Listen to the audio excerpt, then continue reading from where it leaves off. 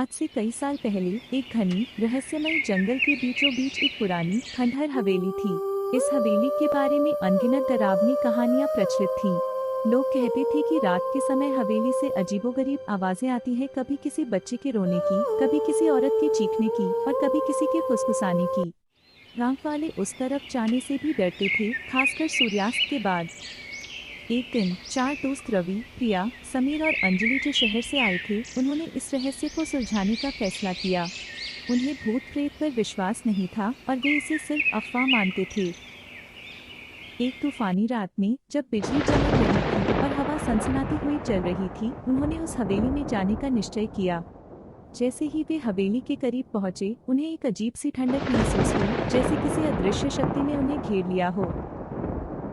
हवेली का मुख्य द्वार जंग खाया हुआ था और एक भयावह चीख के साथ खुला। उन्होंने अपने मोबाइल की टॉर्च चलाई और धीरे धीरे अंदर कदम रखा। हवेली के गलियारों में सन्नाटा पसरा हुआ था, जो उनके कदमों की आवाज से टूट रहा था। अचानक उन्हें एक कमरे से हल्की सी रोशनी आती दिखी। उत्सुकता से वे उस कमरे की ओर बढ़े। कमरे में एक पुरानी किताब खुली पड़ी थी। जैसे ही ने उसे छुआ, एक तेज हवा का झोंका आया और सारे दरवाजे जोर से बंद हो गए।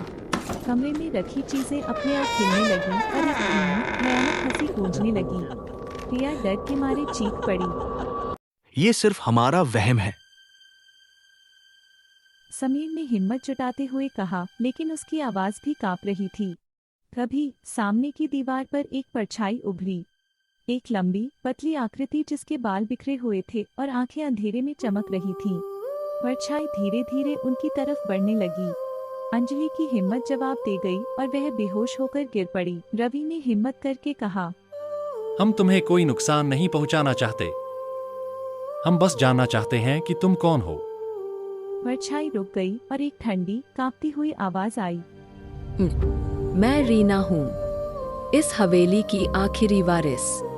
मुझे यहाँ फंसाया गया है। रीना ने उन्हें अपनी दर्दनाक कहानी सुनाई।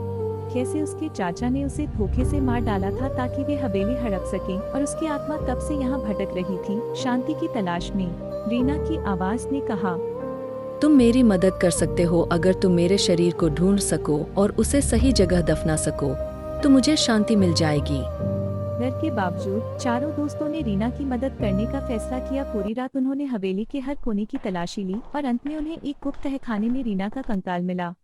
अगली सुबह उन्होंने रीना के कंकाल को पूरे सम्मान के साथ गांव के पास एक पुरानी कब्रगाह में दफना दिया। उस दिन के बाद हवेली में कोई अजीबोगरीब आवाज नहीं आई। रीना की आत्मा को शांति मिल चुकी थी। रवि, प्रिया, समीर और अंजलि ने उस दिन न सिर्फ एक भूतिया रहस्य सुलझाया था, बल्कि एक भटकती हुई आत्मा को मुक्ति भी दिलाई थी। वे हमेशा याद रखेंगे कि कैसे उन्होंने विज्ञान और अंधविश्वास के बीच की रेखा को पार करते हुए एक अकल्पनीय अनुभव का सामना किया था।